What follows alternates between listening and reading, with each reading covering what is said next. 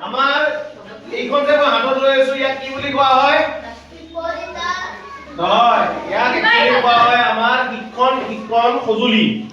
আৰু তাৰে ভিতৰত আজি মই বনাই লৈ আহিছো তোমালোকৰ কাৰণে বিপৰীতাৰ্থ শব্দ বুজোৱা কেইটামান শব্দ বুজি পাইছা ইয়াতে আমি যদি প্ৰথম শব্দটো আছে ইয়াতে কি কৃষ্ণ হয় না কৃষ্ণৰ বিপৰীতাৰ্থ শব্দ কি হ'ব চাবা এবাৰ কিটো শুক্ল তাৰ পিছত গুণ গুণৰ বিপৰীতাৰ্থ শব্দ কি অগুণ অগুণ গুণৰ কি হয় দোষ তাৰ পিছত আছে আমাৰ কি হৰ্ষ হৰ্ষ মানে হৈছে একদম মানে উৎসাহিত হৈ থকা মানে তাৰ বিপৰীতাৰ্থ শব্দ হ'ব কি আমাৰ বিষাদ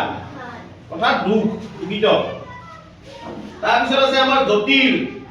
জটিলৰ বিপৰীতাৰ্থ শব্দ কি হ'ব কি আছে এটা তাৰ পিছত আছে আয় আয় বিপৰীতাৰ্থ শব্দ আয় মানে হৈছে তো লাভ হোৱা কিমানখিনি তোমাৰ হেৰি হৈছে আৰু যদি খৰচ হয় তাত কি হ'ব কি কোৱা হ'ব ব্যয় দীৰ্ঘৰ হলে দীৰ্ঘৰ বিপৰীতাৰ্থ শব্দ কি হ'ব কোনে ক'বা চোৱা কি আছে লিখা এইটো তাৰ হস্য তাৰ পিছত আছে আমাৰ এইটো কি লিখা আছে কি লিখা আছে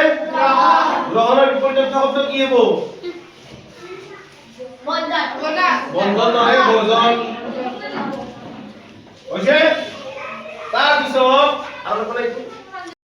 তাৰপিছত আৰু এটা আছে ইয়াতে তোমাৰ সিম্পলি উদ্ভিদৰ আমাৰ অংশসমূহ বুজোৱা হৈছে ইয়াতে উদ্ভিদৰ অংশসমূহ বুজাইছে এইটো আমাৰ কি বুলি কওঁ আমি কোন বুলি কওঁ এইটো কি আমাৰ পাত তাৰপিছত এই ঠাণ্ডাল যেটা আমাৰ পাত আৰু ফুলটো লাগি থাকে গা গছ আৰু তাৰ তলৰ অংশ অৰ্থাৎ যিখিনি মাটিত তোমাৰ থাকে কি বুলি কয় শিপা তো এইখিনি আছিল আজি মোৰ TLM তোমালোকক শিকোৱাৰ কাৰণে হৈছে ধন্যবাদ।